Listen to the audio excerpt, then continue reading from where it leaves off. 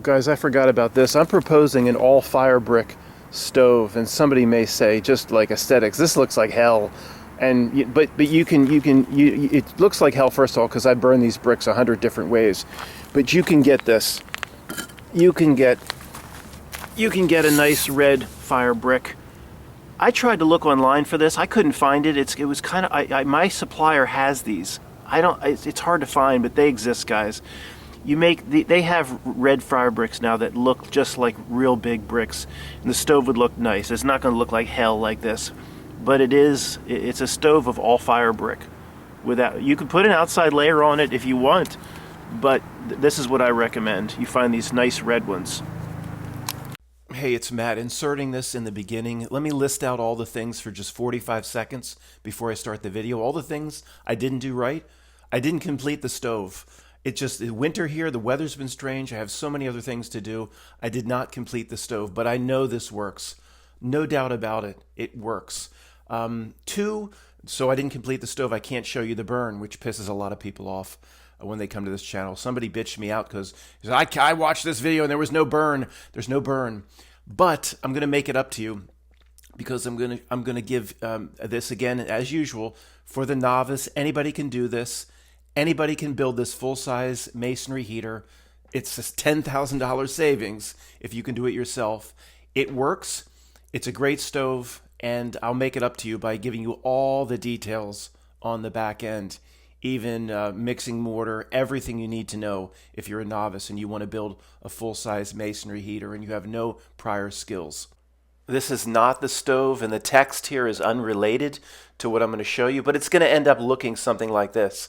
I only built like the first 7 or 8 rows. That's it. But I'm telling you, you'll have enough here. I'll give you enough breadcrumbs for you to build this entire stove. It's a great masonry heater, even if you have no skills and no expertise in doing any of this or never laid a brick before. It's going to end up looking like this. So we're going to concentrate and look a lot on the first 7 or 8 rows, not even that. But you have to imagine that's the bottom part. Then there is a ceiling, and then there's another. It's a box.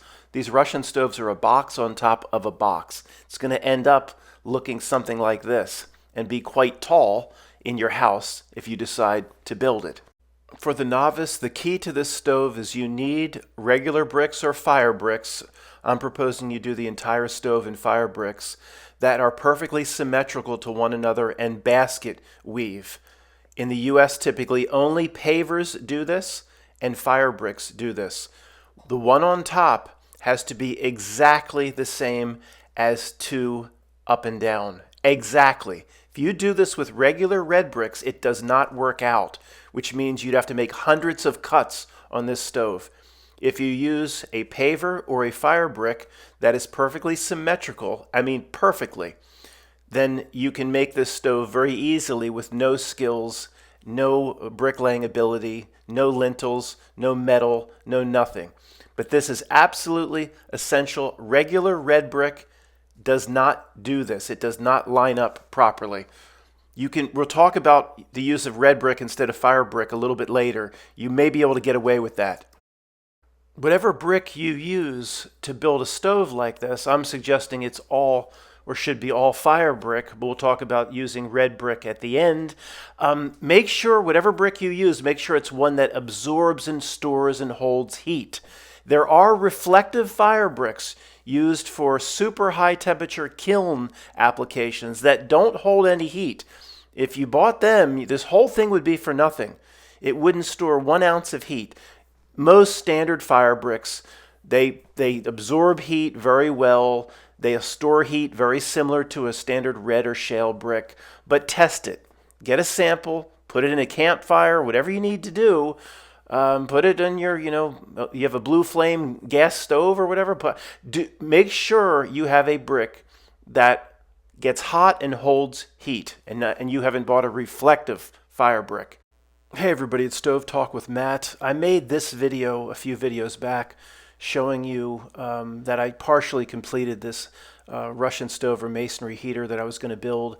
I'm not going to finish the build, and also I'm taking that video down. I really believe in this design, but this design is a little too small. It is 4 wide and only 3 deep. It needs to be 4 wide and 4 deep, because there's just not enough room for the chimney up through the stove that will exit out through the attic and then out through the house. In the front of the upper bell, there's just not enough room.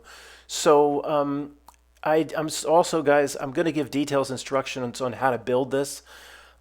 This is a full-size masonry. It's small, but it's a full-size Russian stove or masonry heater that anybody can build without any special skills, no angle irons, no lintels. Everything is within the capabilities of anybody that takes a crack at this. I know the design works. I'm sorry, I'm not going to show it to you burning. I'm not going to test it. I've tested 50 stoves like it. I know this will work. And this video is not going to be for most people. It's going to be for somebody that wants all the details on how to build this stove themselves. A complete novice that wants to build a full-size masonry heater, save $10,000, and do it themselves. I'm going to walk you through everything you need to know. This video is not going to be for most people. It's going to be highly detailed. And I'm sorry, there's no entertainment value. Usually I show it burn, and I just haven't been able to get around to finishing this, guys. There's so much I'm behind on so many things here around the house. The stove I'm proposing, and I'll give you detailed plans at the end, is very similar to this, but here the firebox flames and gases pour over to the left and to the right into the larger channel, go down, and then out up the back lifting channels. The 2 small squares in the back are the lifting channels on this stove. Where on my stove, the flame and gases pour over to the left and to the right, and then they go up a lifting channel that's in the back, that's behind the firebox. And again, not even a third of it is finished. I'll tell you how to complete it. I really like this design. I know it works, guys. That's the firebox with the grate. The gases and flames will shoot up, and they'll go over to the left, and they'll go over to the right. That's the cleanout door and the air intake in the bottom. Over to the left, over to the right, down those thin, long and thin channels on the left and to the right. In the back, there is the lifting channel that goes up to the second bell. Down there, under a 2-brick opening, into the chimney, that's how the gases and flame get to the second bell or the second box on top. Over to the right, 2-brick opening as well. Underneath, gases and flame and smoke come up the back channel. The back is a lifting chimney into the second bell. The video, again, I made a few back. I'm taking down. It was too small. It was 4 bricks over by 3 bricks long, or in this case from top to bottom. It's just not big enough to build 2 chimneys in the bell for the second box on top. So it has to be, the base has to be 4 bricks over by 4 bricks down, 32 total fire bricks. A US fire brick is 9 inches by 4.5 by 2.5. Pretty much the entire, at least lower half, needs to be all fire brick. I suggest the entire stove be all fire brick. We'll talk about options if that's a little bit too expensive for you, but at least the bottom portion of the stove until you get to the upper bell needs to be all fire brick. The base is 32 fire bricks, full-size fire bricks at 9 inches long. This is the basic structure of what you'll be building. The left and right channels for the gases, and although there's a full brick in the back, I just wanted to show you the outline of the chimney, the square chimney, but on the back left of the chimney and the back right of the chimney, there'll be a 2-brick opening for the gases to slip underneath and find that back chimney.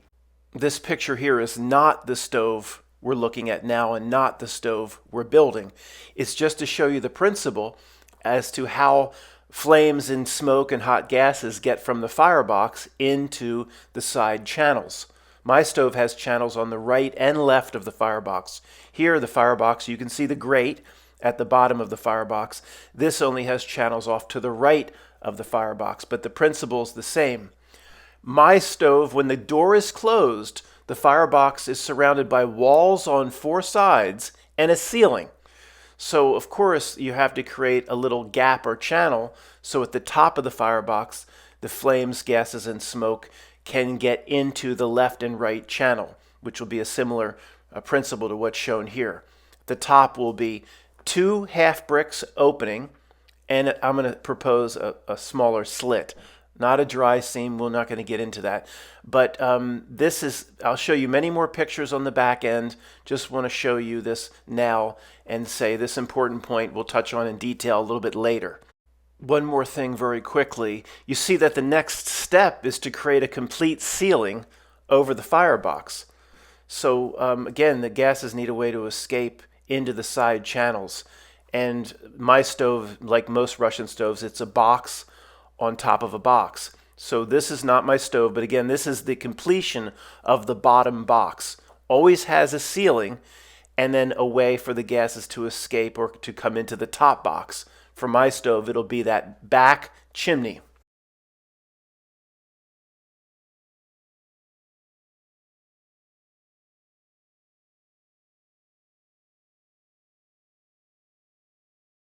I took pictures of each row, guys, but this stove was too small.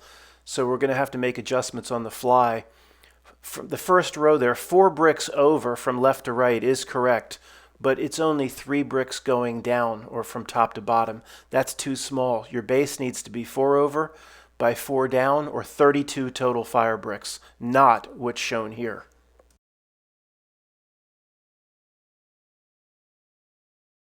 Here's a picture of row 2 as you would build it. Again, this stove is too small. You're going to do this exact same configuration on the configuration with the 32 fire brick base.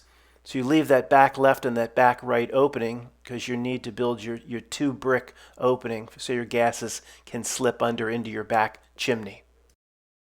Row 3 is going to be exactly the same as the picture in row 2. I did not allow a large enough air intake where your ash cleanout door. It's going to be 2 high, not 1. Also, the fact that we're making this stove bigger, your firebox will now be bigger, which was a major problem with the old stove. Got plenty of room in that firebox now, even though it's a little tight. Okay, again, this is row 4. Again, this is on our smaller stove. You have to extend this out. Just follow the same principles. I would probably, if you want to be real safe, you leave the back open. So then that if you're doing row 4 open in the back, then that's a 3 brick opening for the gases and the smoke. You could, though, here at row 4, make your bridge across, which you'll see in the next picture. So then that would only allow a 2 brick opening for the gases to get from the left and right channels into the back chimney. It's your call. I think a 2 brick opening would work. It's a little tight. It depends on the pull. It depends how great your chimney is going up through your house, and if it's insulated and if it's in the middle of the house and it's pulling. If you need draft help, allow the 3 brick opening. Also, guys, don't forget your grate. In this test stove I was going to make, I just allowed 1 brick opening for the air to come in under the grate and to shovel out ash. That's not big enough. You need a 2 brick opening. It should be 2 high. And if you want to see how I did my own grate, watch the very first video on this channel about how I used metal pieces laid across the top of fire brick to make the grate for my large masonry heater. Again, guys, remember most of your rows for the first box, not the second bell, the first box, most of your rows are going to look like this. Except, again, in the back, you need the 2 brick or 3 brick opening for the gases to slip under and get into the back chimney. This is accurate and to scale. This is with a 32 fire brick base. Most of your rows are going to look like this as you go up. This would be row 2, because then in row 3 would be exactly like this, because you need an ash door. You could leave it open, ash clean out. Then you need to put in your grate and work up accordingly. Most rows for the bottom section in Firebox are going to look just like this. Remember, this test stove was not to scale. The small mini bricks are to scale. And that ash cleanout door should be 2 high, not 1, as it's shown here. But as you work up, there's a 2 brick opening on the back left and a 2 brick opening on the back right. I guess I'll stop saying that. You should know that by now. and then you just kind of work up from here.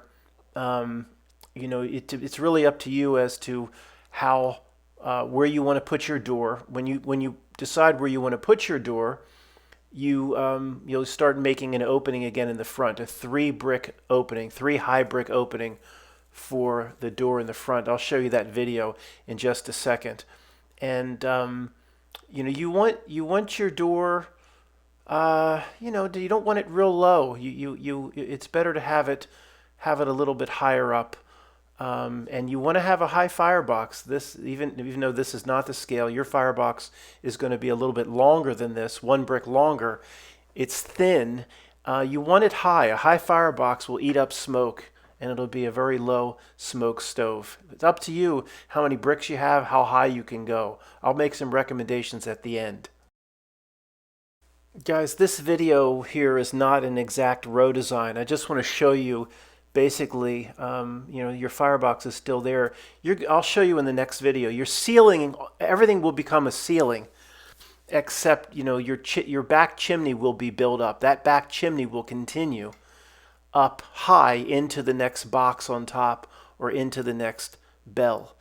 Again, this isn't the exact order of bricks. I just wanted to show you. I just wanted to isolate the firebox and show you the back chimney, how the smoke will get into that upper box or bell. And you have to decide what shelf there you want to put your door. There's a whole video coming up on how to put in the door, which fits exactly, a nice 8-inch ash cleanout door fits in that space. And you want to, again, this is not to scale. The ceiling is way too low. You want the ceiling to be 14 or 15 or 16 bricks higher than what it's shown here. Okay, this is what you're basically going to end up with. But again, 12 or 13 or 14 rows higher. It's just not to scale. You just keep repeating row 5. Row 6 would be the same. Row 7 would be the 7. 8 would be the same as 7. 9 would be the same as 8. Eventually, you're going to end up making a roof across everything. The gases are going to flow in an opening that you're going to create into that left and right channel. You're going to basically make a 2-brick opening at the top of the firebox so the gases and smoke can get into that left and right channel, then dive down into the back chimney. As your chimney gets built up the back, you know, you go as high as many bricks as you want, 10, 12 more rows up. This is how you start. You start letting it out at the very top. At least a 3-brick opening on each side. Start letting it out the sides. Your chimney's going to be here above the firebox. That's going to be the chimney that goes out of the house. So this is, you just build up the front. You want to block it. You don't want it to come forward right away. I mean, this is only at the very top what I'm showing you here. The solid chimney is built up, you know, high. And then, you know, this small stove, you could get away with a 2-brick opening on either side. This I'm not sure about if I would go 3 or 2. But then at the top it's going to spill. You know, you're going to eventually have a roof over all this. It's going to spill out. You know, maybe 3-brick opening would be like that. This is going to be your sides. It's going to spill out and run down channels on either side. And then it's going to find a chimney that's going to be in the front. Now, you're going to need above your ceiling, you're going to need a cleanout door here, because you need to prime the chimney to get everything going, or you'll smoke your house out. I would absolutely have the chimney start above the cleanout door, just for safety. You don't want gases and all sorts of monoxide and stuff running right along your door that you're going to open every time you prime the stove. I would, you know, if I had a little cleanout door here, I'll show you some options. My chimney would be above it, would start here, so the gases wouldn't come down all the way. They'd escape just above the cleanout door to keep things safe, if that makes sense. So basically, you're building the same type of chimney on the other side here. Guys, one of the things that makes this stove so easy for any amateur is how the door fits right in, and it just your standard, this is high flame, but I think these standard 8-inch cleanout doors are pretty much all the same on Amazon. When I bought this, it was 30-something, now they're 40-something dollars. Fits right in there, really nice. Gives you just enough room for mortar. on the left and right. You know, you set that down in a bed of mortar. I have some videos on my channel about securing doors, so I'm not going to get into it too much. And then your next level of fire brick is almost exactly at the, I don't know if you can see that, exactly at the same level as the door. It's actually a little bit less, which is good, because once you use your mortar between joints, it should be pretty much exactly the same level. So putting in doors is really the hardest part for the amateur, and this stove makes it easy. Let's see, is this going to stay? No, it's not going to stay. Of course, again, not to scale. Here's the high flame clean out door. I think all these 8-inch, even the one on the right, would be like almost the same exact thing. 8-inch clean out door. Now we're using the clean out door for the primary door to load wood. Plenty of room. There's plenty of room for a somewhat smaller masonry heater like this. If you have a little bit more money, and you know, I put these videos out for those that need it to be the lowest possible expense, that have the least amount of skill. If you have more money, go to firespeaking.com and buy a nice glass door that would be a little bit bigger than this, so you can see the flames. Again, some of the real advantages to this stove for the absolute novice, or someone that's never done anything like this, knows nothing about stoves. There are half cuts, but that's really easy. We'll talk about that later. A half cut on a fire brick is easy because fire bricks are somewhat soft. There's no complicated cuts. There's no angle irons. There's no lintels, bridging gaps with metal, no welding. And here, even the door, it just fits perfectly. It almost couldn't be any better. If you line your gaps in your joints up properly, the top of the door, as I'm laying it in here, is like exactly on level with your next row of bricks, which is perfect. No cuts, no carve out cuts with an angle iron. So, and your fire brick joints should be extremely small. They should be 1/4 inch or less, or much less. We'll talk about that later. But the point here is, as I'm putting the door in, you want that 1/2 inch gap between the brick and the sides of the door. You know, there's 4 sides of the door are flat metal. You don't want to smush your metal or your iron door up against the brick, because all the mortar will squeeze out. You want the 1/2 inch gap, and you work the mortar in by into the gaps by hand. You set your mortar on the bottom shelf brick. You lay it down in that. So don't smush the iron into the brick and smush out or squeeze out the mortar. Number 2, most of these clean out doors, this one I believe has 2 little holes drilled in the iron in the back on the sides. You would use wire to secure the door before, just whatever wire that's somewhat, will make sure it's not aluminum, it's going to melt. A steel wire of a decent gauge, but one you can work with and twist. And you just, you lay your wire in the joints between 2 bricks, or however you can secure it. If you need to put in one of those blue masonry, screws, however you can, you use your wire, not just to hold the door. There's a hole in each side of the door, guys. You can't see it. Use your wire you need the door to be set up and rigid before you start working with the mortar and squeezing the mortar in the joint. But you also want the wire to be there as a permanent part of the stove in case something happens to the mortar, or it starts to crack, or you didn't set it properly. You don't want the stove door to fall out. So the wire is a backup, and this is what the Russians do. You set your wire, wrap it around a blue masonry screw, make sure the screw is not in flames, it's going to melt out, or put the wire between 2 bricks in mortar, so you have a backup, something to hold the door in. In terms of the mortar, I'm no expert at setting iron doors into fire brick stoves, guys. Fire bricks expand. I'm no expert. What would I do here? If I came to this portion of building this stove myself, I'd use 3 parts sand to 1 part fire clay to 1 part type N or type S cement to 1 part lime. That's what I would do. And I'd have my wire, so I know I'd feel comfortable. It would never fall out. If it starts to crack or shift, I just repair it the best I could. Maybe you have to repair it, do some patches every couple years. Like, so what? It's no big deal. Oh, should you use the gasket? Oh, let me talk about that in the next segment. Let me find a picture of that gasket.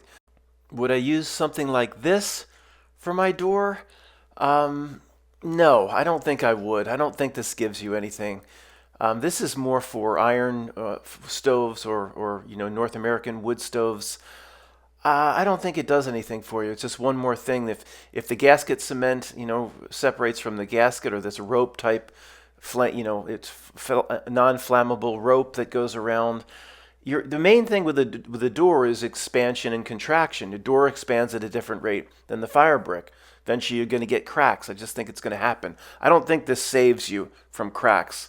I don't think that this product is what you want. We may consider something like this for these cleanout doors, where you need a tighter seal because you don't want gases escaping into the house. But for your main door, the Russians they'll have that 1/4-inch white ceramic fiber insulation. Let me go find a picture of that for you because I promised you all the details.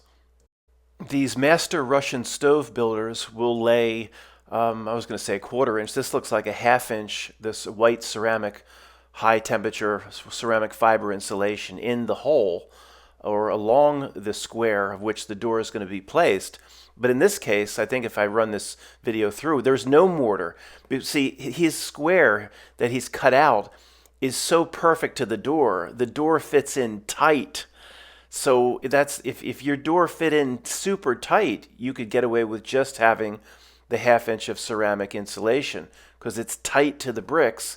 And we're in this case trying to save on cuts. We're not tight to the bricks. I've seen Russians use this stuff where they put this against the iron, but then they have mortar on the other side. I don't know.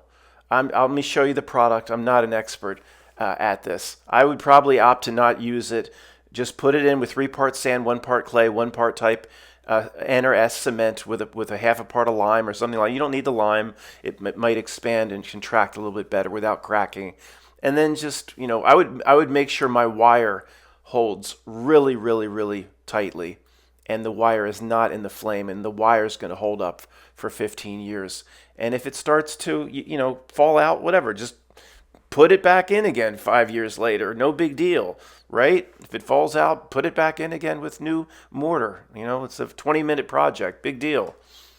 Okay, I found this picture of this master Russian stove builder securing an iron door. And this guy knows what he's doing. I mean, this guy knows as much as anybody in the world. I've seen his videos. Look at all the wire he's using. Now, the wire is to stabilize the door while the stove is setting in the mortar. But if at all possible, if you can keep that wire as a permanent part of the stove, put the wire between bricks, let it set up in mortar, wrap it around, a screw or something. You might as well use as much wire as you can permanently. But he is wrapping the iron a few times with I don't know if it's the that 1/4-inch ceramic insulation or it's like that, but it might be a little bit more like a rope quality, like a gasket. He's wrapped it a few times, and and then he puts that directly into his mortar set. He will squish that down into the mortar. I don't think he's using any gasket cement to hold that in place because it's just going right into the mortar bed. Anyway, there's a few options, unless this just helps from his perspective. He would say this just helps a little bit from expansion contraction so you don't get as severe cracking. He probably would say that cracking over time is unavoidable. Somebody may be asking, why not use refractory mortar for the door? I don't think so. Again, I think I don't. My experience with this is it's not very strong. It's fine between fire bricks at really thin joints, and even then, you have to make sure your brick is wet, and you have to do it a certain way. I've had pieces of it fall on the ground, and the next day, maybe it has to be fired to fully harden. I've picked up the piece on the ground, and it just crumbles to nothing. So I just don't have any confidence in this stuff for a door. Open, close, open, close, open, close, open, close, slam, close. I don't think so. Just don't think I would use this. And it's also, when I've used this, it's unclear. Like some brands like fully harden only after firing, but it doesn't even say that on the damn instructions. Like, why wouldn't you put that right on the right? Like a huge neon at the top. It's bizarre. Anyway, I don't trust this for a door application. Maybe I'm wrong. Okay, a little further on in that video, here he's using the wire mostly to just hold the door in place with that temporary stack of bricks as he builds up his bricks on the sides, and just he's wrapped it with a little bit of ceramic gasket or whatever, but he just again, he puts his bricks up to a ½ inch and smushes his mortar between whatever he's using. And most of these Russian stove makers, I mean, many of them are traditional, just 3 part sand to 1 part clay. That does not set up hard. There's no cement in there. There's no glue in there. It's sticky because of the clay. Well, again, a lot of his stoves, a lot of the Russian stove makers, most of the stove is red brick, not fire brick. They're just using fire brick for the Firebox. So I like to add if I'm making a stove with red brick, or it's 90% red brick and only a fire brick Firebox, I like 3 part sand to 1 part clay to 1 part type S cement, or 1/2 type S, 1/2 lime, a little bit of glue. A little bit of glue. I know it's not for high heat, but I think it helps hold everything in place, and it's small. It's a small enough amount of cement where it really won't make a difference. But I assure you, as he builds his bricks up, whatever wire he can use to push in the mortar joints, or whatever wire, even though it's temporary here, whatever wire he can use to permanently hold the door, he's not going to take all the wire off. He's going to use that wire as much as he can as a permanent part of the stove. Might as well. Okay, it's time to look at some of these pictures as to how the flames and gases and smoke escape from the top of the firebox into the side channels. We already looked at this picture, but I'll show you some others. In these stoves, my side channels are one continuous channel, and the back part of the stove is the chimney up into the top bell or the top box. These stoves have 2 channels on each side, so they're a little bit different, but the principle is the same. Here's another pretty good picture. This is a stove that's similar to what we just looked at. You let the flames lap up as high as they can. So you want your firebox pretty tall. 12 rows above the top of the door. It depends on how much money you can spend, how many fire bricks you can get. It's good to go err on the side of going taller, because flames lapping up as high as they're allowed to eats up smoke.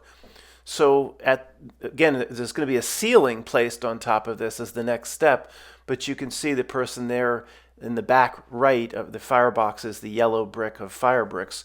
They put in a gap, a 2-brick gap, allowing the flames, gas, and smoke to escape into the channel to the right. You're going to need to make a similar type opening of 2 half bricks on top of each other, of an opening on each side, and then I would do a 1/4 underneath, or a sliver underneath. Do you have to have that? No.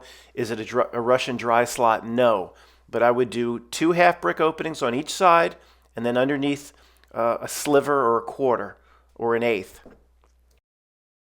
So here's the top-down view. On the right there, that channel on the right, that small square brick, if you remove that small square brick, that's the same as my stove, but there's a channel on both sides. So at the top of the firebox, create an opening. On this case, right on the front. The opening would be on the front, above the door. This is in the back. But a similar opening like that, don't need curved or cut angled bricks or anything. Two half bricks on top of each other, and a sliver on the right above the door. 2 half bricks and a sliver on the left above the door. Then the gases and hot flames have to dive down each channel, move towards the back, go under that 2-brick opening, and then up the back chimney. But this is the principle. No, you don't have to make little angled cuts like that. It's all pointless nonsense. Here's one more picture if anybody needs help in understanding. I'm probably being redundant, but I, again, do this for the novice.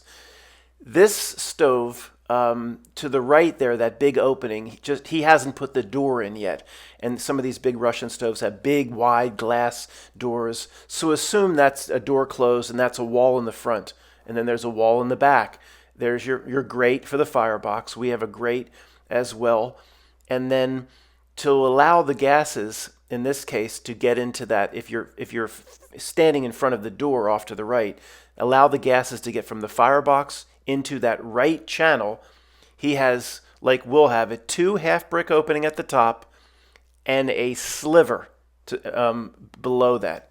So 3 levels of opening, now, which is different than what's here. He has a sliver going down 2 bricks, but this is the Russian dry slot, dry joint, or dry seam principle that we're not using. We'll talk about it some other time. His sliver that allows gases into the side channel, see how low it starts? It's just 1 brick up from the grate. That's not what we're doing in my stove. You're doing the same thing here, but much, much, much higher up in the firebox. 12, 13, 14 rows up in the firebox. 2 half brick openings on each side, because there's channels on each side, and then underneath a sliver like this of 1 brick. He's doing a 2 brick sliver, and see how low it starts? We're not doing that. Absolutely not. This is what we're doing, but there's 2 differences. One, ours is much, much higher up in the firebox. Our firebox for whatever, how many ever bricks you want to buy, 12, 14 rows is 4 solid walls on 4 sides. Solid. When the door is closed, that's a solid wall. And then, of course, the gases here escaping into the back and going towards the front. In our stove, the gases are escaping in the front on the door side, and going towards the back, where they'll go up the back chimney. Okay, I'll use this program so you can follow my cursor, so we can discuss the principles from the last few images, how the flames, gases, and smoke escape from my firebox into the side channels. And remember, this stove, my test build was too small. We're going 1 full brick deeper this way. So this firebox, the lifting channel into this upper box will be the same, but the firebox will be 1 longer. So that's really, this firebox was a little tight. So that's actually very good. You have much more room for wood. And many people will find they might want to stand the wood up on its end, not even lay it down. It might work much better if you just put the wood in and just lay it like a teepee up and down, and that might work better for you, like a bundle like that. We'll talk about it a little bit later. But basically, this configuration is going to go up 12, 13, 14 more rows. I'll try to get you my estimates on how high or what level you should start making the opening into the side channels. I need to go out and look at the stove one last time to do that. But basically, this configuration gets built up. So you have the firebox, which will be a little longer, when the door is closed, will be a wall on 4 sides, and a ceiling a full brick ceiling will be placed over this entire thing, except this will be left open. The chimney to carry the gases into that top box or bell or whatever we're going to create on the top that we're going to talk about. So the gases high up, not here, but high up, are going to escape. This is the door, are going to escape over the front here, dive down, go through this channel, and then there's a 2 brick opening in the back that allows the gases and heat to go up this back chimney into the top box or top bell. 2 brick opening here, 2 brick opening here, plus that 1/4 brick or small slit underneath if you can. I think you can get away with just a 2 brick opening here, a 2 brick opening here. Remember, that slot is not low like that picture we looked at. It's much higher up in the firebox. Gases go over the top, down and under a 2 brick opening in the back, under a 2 brick opening in the back. On the back end of this, we'll talk about, should I use it, Matt, to be safe for the draft, should I use a 3 brick opening to go over and under? And that determines on how good your chimney is, how much pull you have from your chimney. The right chimney can pull a bowling ball through a straw. Okay, that we'll talk about those principles. If you've got some bullcrap chimney that goes out in the cold, outside your house through a wall, and gets cold, it's not going to pull as well. We'll talk about that later. You might want to favor larger openings. But for now, let's just table that. So this is the part here where this half brick will be open for 2 levels, and then the slit underneath of a quarter brick or a little less. This half brick will be open. So these bricks, of course, will continue. You just come how you just do your configuration a little bit different, or have some half cuts. We'll talk about how to make those half cuts with fire brick a little bit later. So how the gases get from the firebox at the top of the firebox into these side channels is very simple. Just some basic half cuts, and if you can, underneath that little quarter brick or eighth of a brick sliver, which is just on the safe side, which I prefer, and it is not a Russian dry slot or dry slit what we're doing. Okay, let me use that same program again with the cursor. So this is the completion of the bottom box, but it's, first off, remember, this one's not long enough, and it certainly isn't to scale. There's no way the ceiling is this low, of course. I just couldn't complete the stove, and I apologize one last time for that. So this is a couple things. Let's start here. This opening here, of course, your base is your base. I only left, because it was a test, and I wanted to conserve fire bricks, I only left one little brick opening for the shovel to go in here for ash clean out, and the air goes in here and up through the grate. That's not big enough. You need, as I said, as we did the rows, you need this opening to be too high. Okay, so this is basically where don't worry about the slits in this fire brick. That's just using an old fire brick. This is basically where the shelf should be for the door. Here it's row with the base 1, 2, 3, 4, 5, but it would be 6 because you're going to make this opening here ash clean out and air door 2. So that's pretty much a decent place to put your door as the floor or shelf for your door, or consider it one higher. You don't want the door too low, but you don't want it too high. Basically, when you should, when you put sticks in, they should drop down a bit. You definitely don't want any chance to have any coals or anything falling into the door. Err on the side of the door being a bit higher, because we're going to take this firebox up pretty high. So you're going to make a ceiling like this, and that ceiling, see this, we'll take one more brick over here and we'll close this off. This should not be open. It's a full closed off ceiling with this being open, of course, your back chimney into the top box. There's going to be another box of fire brick on top of this. We'll discuss it in a minute. This is closed. Of course, this is up. This would be 10, 12 rows higher than it is now. Maybe 14 rows higher. Get it? I was going to say make the firebox as high as you can, but not really. The flames should lap up. They're going to lap up, 2 feet or so, and the firebox, the ceiling of the firebox should be, 4 or 5 inches above the highest point the flames can lap up. If you have to make the firebox a little smaller to save money on fire brick, it's not the end of the world. It's just a stove that is very low smoke allows the flames to lap up high. It's not the end of the world. Obviously, this is way too low, not to scale. One last time, do not do this. But of course, you don't even have room for the door here. So I guess I didn't have to say that. Okay. I guess that was a horrible segment, but I'm not going to re-record. I guess my point was coming across okay. I'm sorry to be long-winded. The people that want to build this that don't have the skill set, they want more details, folks. Of the people complaining to me that I'm not getting to the point. The people complaining that the video is not entertaining are probably not going to build this stove and try to use it to get through a cold winter. Again, this is going to be your configuration for, how many ever fire bricks you can buy. 10, 12, 14 rows are going to configure exactly like this, well, other than this. So your base is, we said 32 bricks. Then you leave 2 rows open here for your ash cleanout door. Then on above the 2 open, then you start bridging across again. If you imagine another full brick, half here goes out to here, half here goes out to here, and they touch.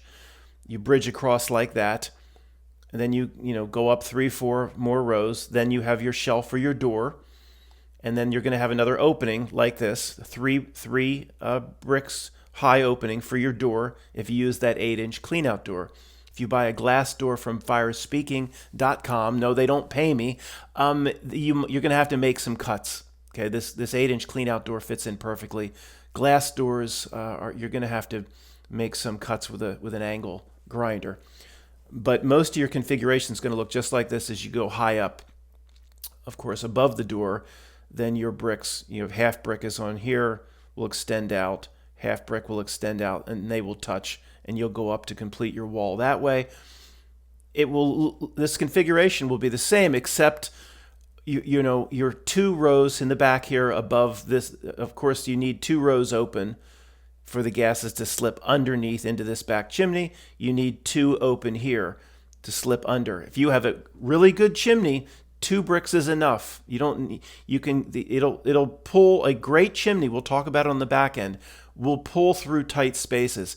If you've got some BS chimney that doesn't pull real well, then allow 3 brick opening here, 3 brick opening, 3 brick opening at the top, 3 brick opening at the top. You're going to lose efficiency. Let the gases move through really fast if your chimney does not pull a bowling ball through a straw. And I'll tell you in the back the principles that allow a chimney to do that. So, of course, after your opening, then you just bridge across, and it looks like this, 12, 14 rows up.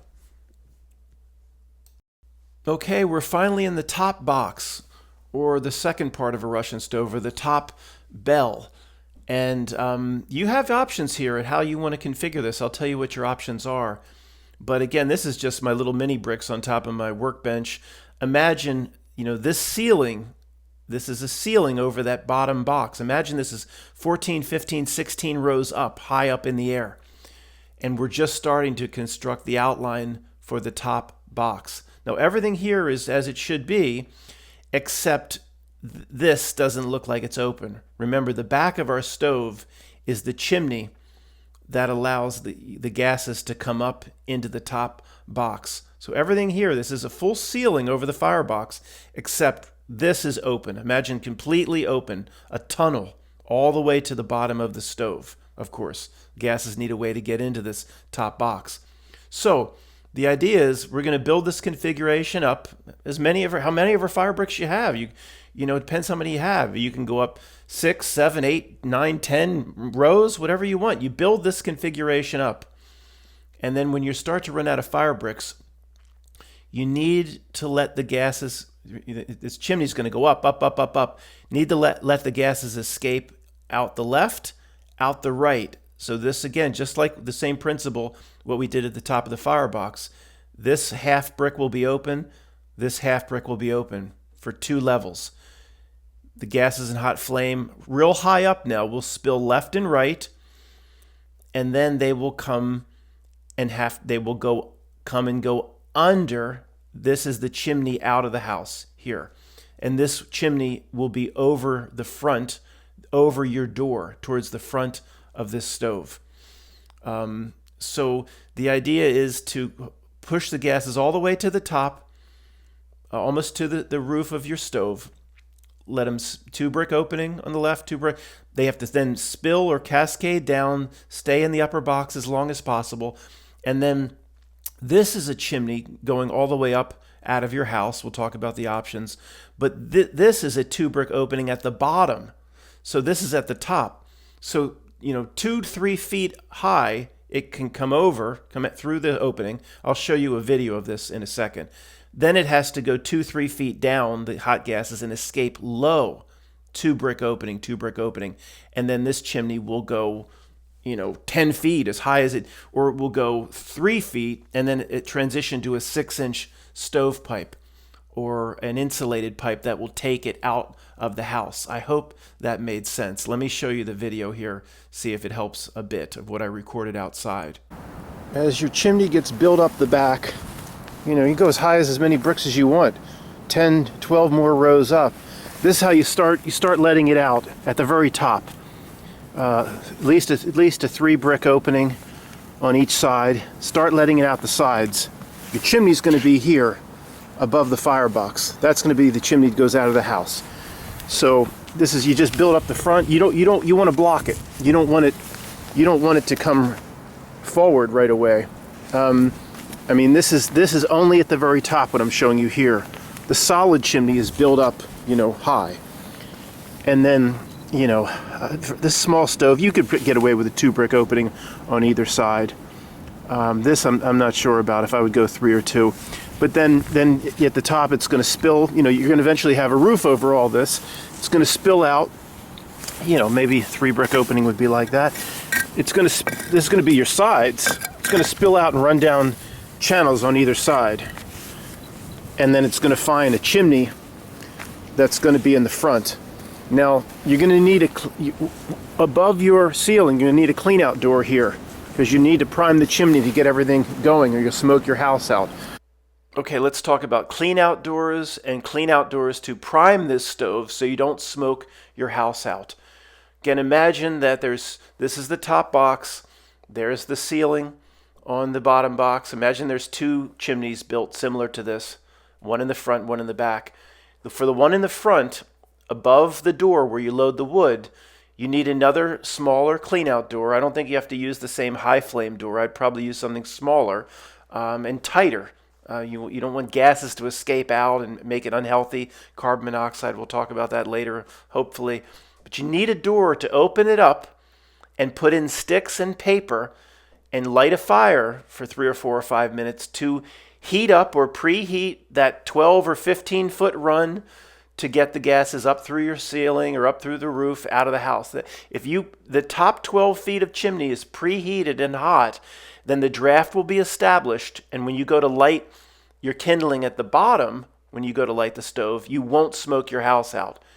You can't ask gases to go up and down and up and around if everything's ice cold. You will smoke your house out. Eventually, it might start moving in the right direction, but just a minute and a half of smoke coming out, you have to keep your windows and doors open for 8 hours. You need a little door in the final chimney going out of the house, a door that can be sealed up tight, so you don't want carbon monoxide or anything slipping out of that door. You can get in there and just, maybe 3 or 4 rows up, you can put little sticks, just put it right down on the brick, in this case, brick floor, but it's the ceiling of your firebox, pieces of newspaper. As you get to know your system, how your chimney is, do you have an insulated chimney that goes through the middle of the house?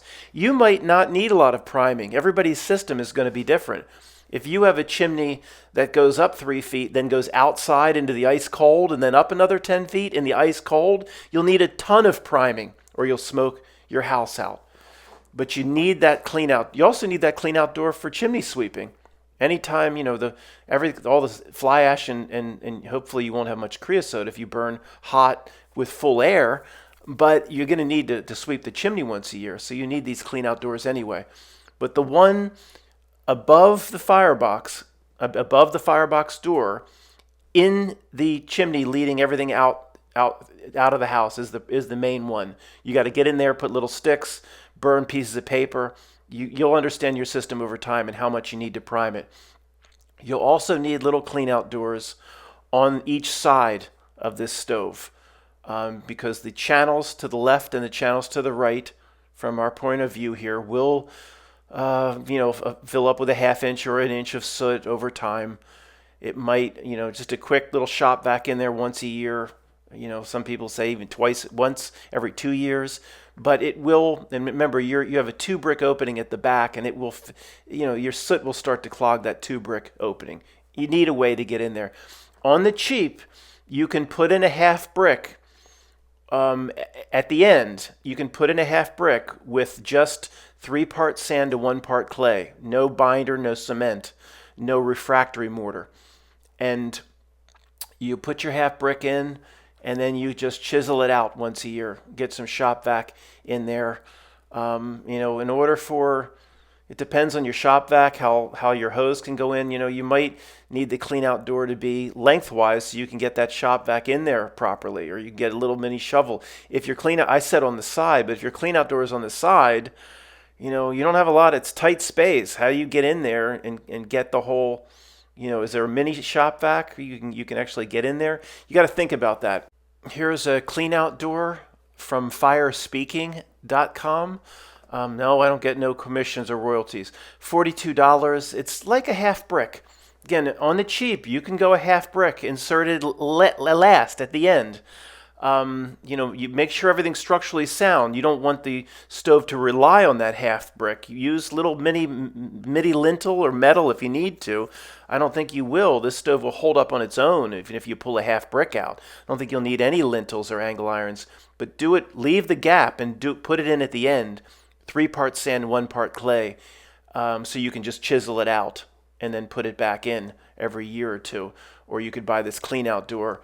I think this is pretty tight. The clean out door is, if you put in a clean out door like this, for anything but the door you need to open and close all the time for priming, you want to, put some insulation in there, refractory insulation, seal it up tight. You don't want any gases slipping out of your clean out doors. If you only need to, open it up once every 2 years or so, or once a year to clean everything out, then make sure your clean out doors use this ceramic insulation. Make sure very tight so no gases have any chance of escaping for an unhealthy situation. Let's take another minute to continue our potential. Is there any health risk associated with clean out doors, especially one on the final chimney where you need to prime the stove? You may need to open it up a few times a week. The Russians are lax on this. I mean, they'll put these clean out doors all over the stoves. The gas is passed right by them, and they're not that tight. That's what the Russians do. But maybe if you have a house where there's a lot of air coming in and it's leaky, it's not a big deal. It's much more serious if it's a tight U.S. home with double pane windows. But gases generally want to continue to travel along hot channels. They don't want to go out through little cracks into the cold. They want to continue traveling along hot channels. Another advantage of having the gases be hot, full burn, full maximum temperatures, having everything move quickly. So the Russians I've watched 1,000 videos in Russian before, years and years ago, before the Google Translate and all that, trying to figure everything out on my own. Before I started building all these, the Russians, they're lackluster on it. They just put their little clean out doors in. The gases pass right by. They don't mention. There's never been one mention of a health risk or anything I'm talking about here. Now here's a good news. My understanding is in most applications, most people that build this stove, if you light it just once a day, every day through like that 8-week cold period in the winter, or 10-week cold period, if you light it up just one time, your bricks are going to maintain enough warmth where you might only need to prime it one time in 2 or 3 months. Everybody's system is different. How warm the room is, how cold the bricks are allowed to get. Does the chimney go up through a relatively warm part of the house or the attic? Does it stay warm? Is it insulated? Is it a pipe inside of a pipe stuffed with mineral wool to stay warm, or does it just go immediately outside on the outside wall of the house and immediately goes to 5 degrees or 10 degrees below zero? That's not gonna pull nearly as well as a warm, long run of insulated chimney. Everybody's system is different. But it's possible you prime it one time and you light it once. If you have an 8-week cold snap, and if you live in Connecticut or something, you prime it once and you're done, maybe. And you're supposed to really let people light these up twice a day. They don't keep them burning all the time. Twice a day, you just charge the bricks. Then you have like 600 little heaters, and there's enough bricks, enough heat maintained in the bricks. Maybe where if you just light it even one time a day, there's enough warmth where you might not, and one last time, you might not need to prime it more than one time. Now, if you let it go cold for 2 or 3 days, you probably have to prime it over again. Again, you need to know over the course of several weeks, you'll understand your own system. And in general, a warm insulated chimney with a straight run through the middle of the house draft is established very, very quickly in a matter of 10 seconds. A pipe that goes outside on an outside wall and goes up 10 feet through up on the outside and is in zero temperatures and is ice cold, single wall. It could take a minute or 2 minutes of heavy heat to push that cold air out. And if you light it up, it'll backdraft into your house and smoke you out. Everybody's system is different. But if it was one of these situations where I only had to prime my stove once and I intend on lighting it every day for this 8-week period in the winter, then I could then stuff insulation around my cleanout door. I primed it. I'm going to put it back. I could stuff the heck out of it and make myself confident that there's no chance any gases could get out because I've primed it and I'm going to stay on top of it. Still could use insulation. If it goes cold, maybe you have to open the door, your cleanout door up or whatever, and you'd have to prime it again, and then you could restuff it with insulation. To me, the health risk, stuffing with a screwdriver, little pieces of mineral wool or ceramic insulation, making it real sealed, your cleanout door, spending an extra 2 minutes, once a month is worth it for the peace of mind for the health risk. Even though from what I've seen, there's little chance that gases want to go flying by on the hot run. They don't want to go coming through your little cleanout door. I wouldn't take any chance. I'd spend the extra 2 minutes, and I have actually personal reasons why. I'm not going to get into it, but it's not worth it. Trust me. Make sure no gases are escaping into the house. Remember, below the door where you add the wood, I don't know if you're going to get that Hisense 8-inch cleanout door, which to me again is ample size to load wood up and down or on the side. It's big enough. Or you're going to get a nice glass door. Below the door, there's that 2-brick opening for ash cleanout that will drop through the grate, and of course the primary air for the fire. You don't need a door like this. Do you have wood? Could any coals fall out? Do you have animals? When your cat crawling in there. But in general, if you have a hearth and there's no wood around, you don't need a door. You could find, if you wanted to cut the air down a bit, you could find a way to block it with bricks or whatever. But if you have the $115 and I don't know how well this would fit. Firespeaking.com has the dimensions on the back. I don't know how well this would fit with a standard 2-brick opening of fire brick, which is shown. I just remember in my test, I just made it 1 because I was just using it as a test, but you need it to be 2. Okay, we'll talk about laying bricks, mortar, dunking the bricks, and all this stuff. I would recommend for an all-fire brick stove, you use refractory mortar like a Tenon or a Rutland. The 3-part sand to 1-part fire clay used to be cheap. It's no longer really much cheaper because the fire clay is so damn expensive as everything else is. It's not that much different. So I would definitely recommend the refractory mortar. Your standard brick joint is 3/8, just under a 1/2 inch. You don't want big joints. You want as small as possible with fire bricks and refractory mortar, as small as possible. But the amateur bricklayer, there's always going to be some mistakes, or like one brick's going to hang off the edge a little bit. Even though you should, first of all, each row, lay it dry. Lay it dry, because every once in a while a brick's a little bit off. Even if your bricks seem perfectly milled and everything is exactly the same, I'm telling you, it'll just be a little bit off here and there. Always lay it dry. You can find some anomalies in the bricks. Don't want to be running into that as an amateur as you're buttering. Okay, lay it dry. It's not that hard to lay it dry, then put them on the ground and then start buttering. You want your joints for a professional bricklayer to be like as small as possible. Almost like there is no joint, an 1/8 or less. But again, the amateur needs a little bit of a joint to make up for mistakes. So if you're an amateur, dry lay it. Make sure you don't have any brick anomalies, and as small as you can, with a little bit, 1/4 inch.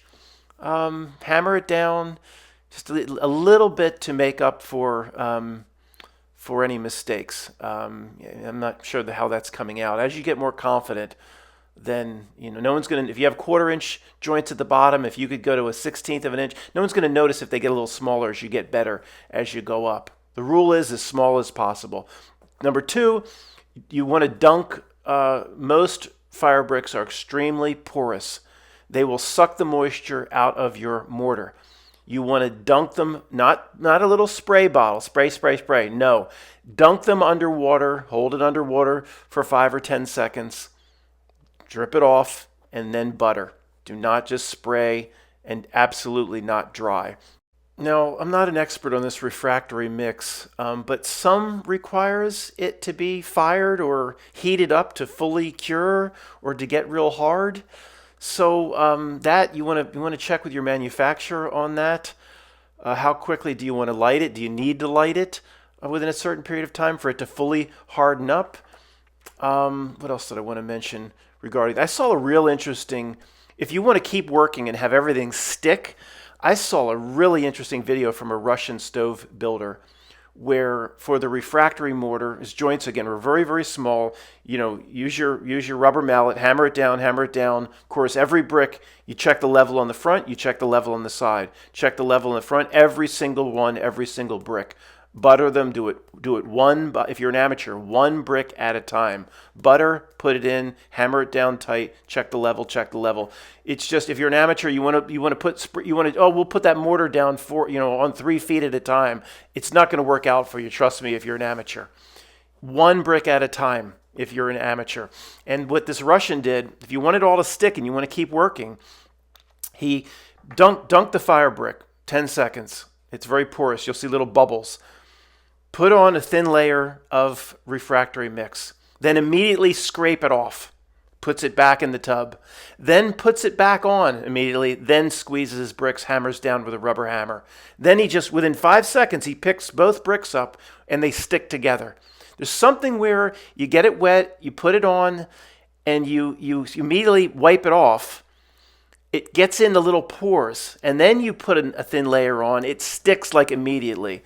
So you can keep working. Now, one of the problems people have with if they use just 3 parts sand to 1 part clay, and maybe their joints are a little bit bigger, things just slide around. There's no glue with 3 parts sand and 1 part clay. It kind of hardens up, but things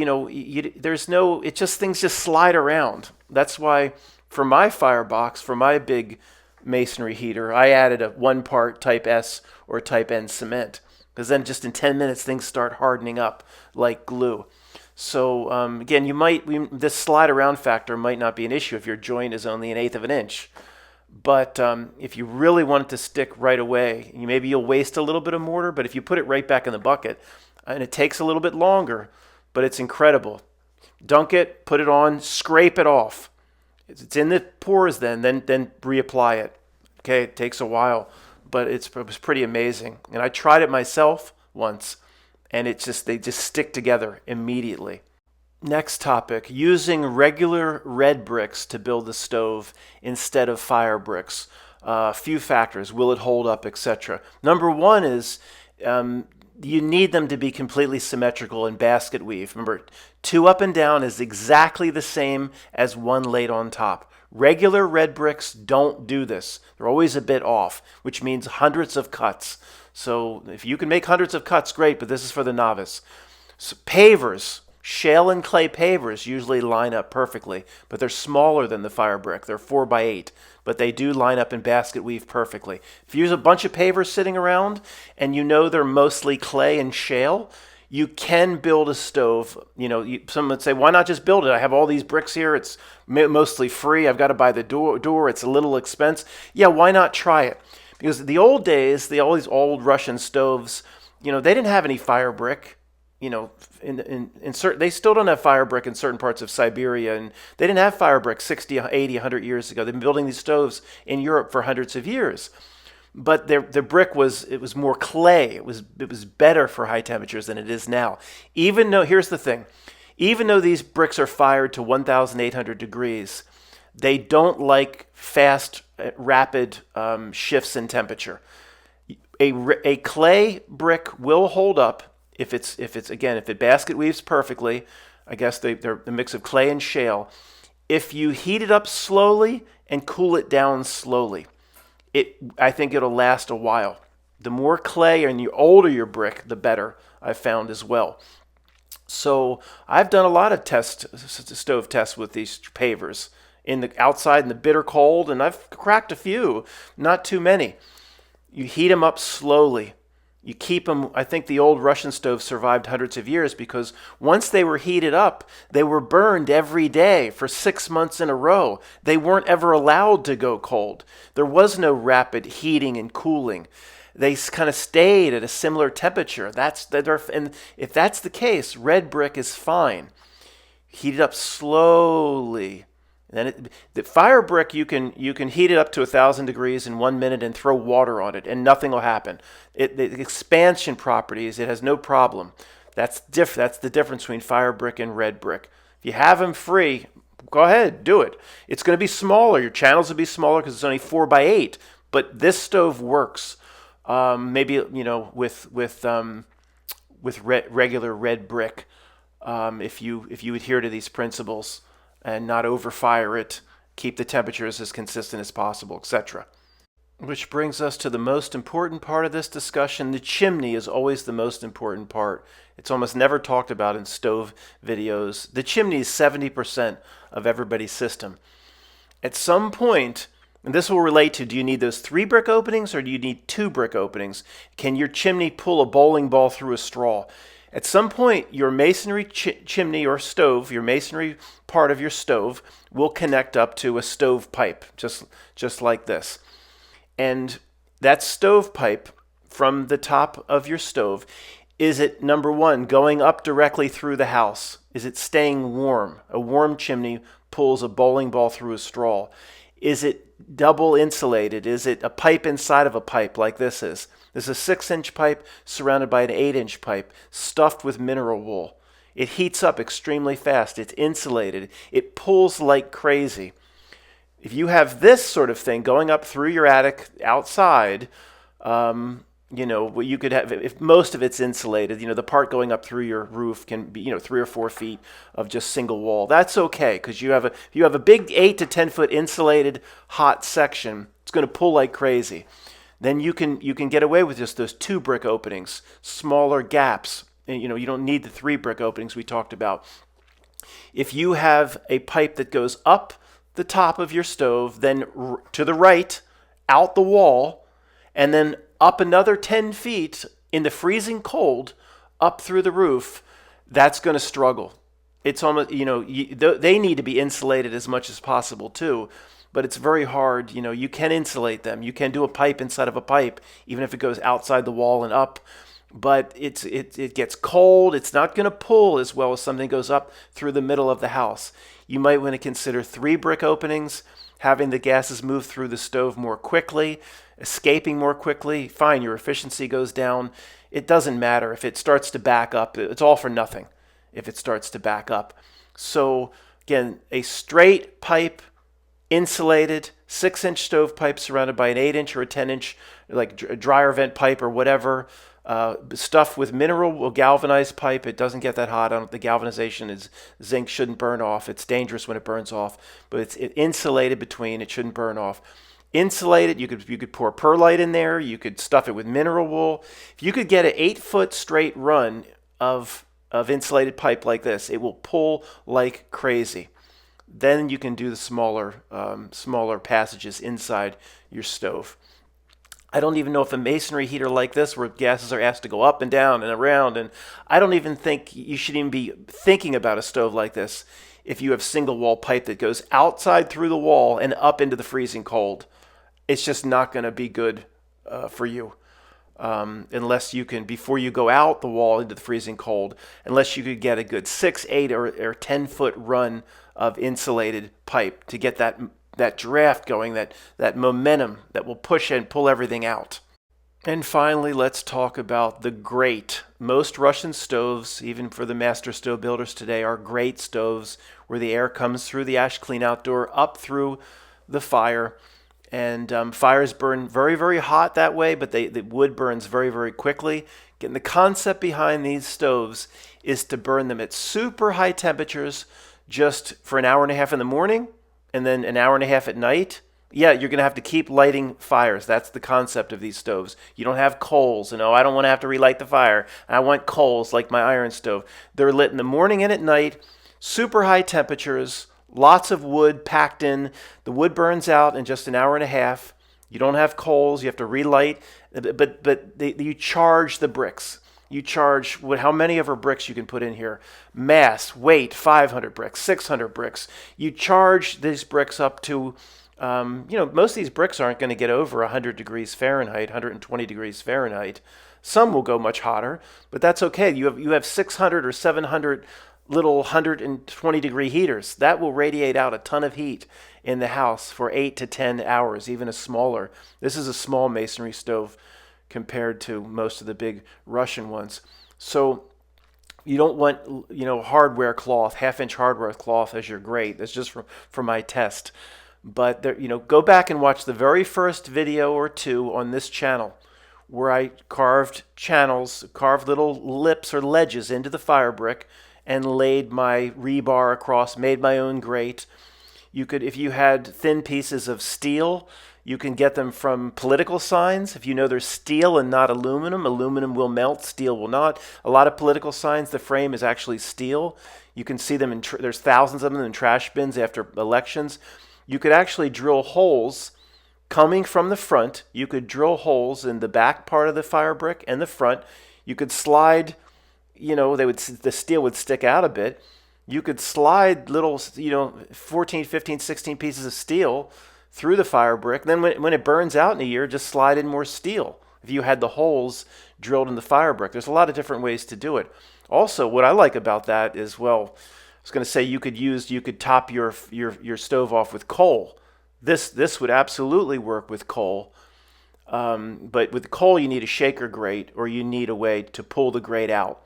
If you had, see what I mean, like little pieces of steel that you push through holes in the front that would connect to a hole in the back, you could pull that steel out, make big gaps, and then coal. You end up with coal. You end up with big pieces of rock at the end. It never just goes to a fine powdery dust. This is not recommended for coal, but if you had the right fire brick, I use this same fire brick. This is just medium grade or lower grade fire brick. It's much better than red brick, but I burnt some super hot coal fires in a few tests that I show on this channel using this fire brick with coal, and it probably was overfired. There was too much air coming. It cracked a few fire bricks. The temperature of coal was so hot it cracked a few of these fire bricks. But if I knew my fire bricks were like Super Duty, I might think about doing a grate where I could pull parts of it out and actually top this sucker off with coal, and then let it just go for 8 or 10 hours. But you gotta have this super high grade fire brick. And the other thing that happens sometimes with your high temperatures, little pieces of coal will fuse onto the side of the fire bricks. You get this crust that you cannot get off. So let's just keep the coal conversation out of this for now. Just something to think about for a few of you. But even on medium grade fire bricks, you have a nice grate underneath. You load this thing up with, your wood's gonna have to be split pretty small. But if the fire brick's nice and hot and Firebox is nice and tall and thin, you could load it in like teepee style, straight up and down. Pack it in like that. And man, that sucker will burn hot for an hour and a half with that air coming from underneath. And those bricks in an hour and a half will charge up and they will radiate out for 8 to 10 hours. And that is the principle behind these stoves. But this stove, you don't have to burn it like that.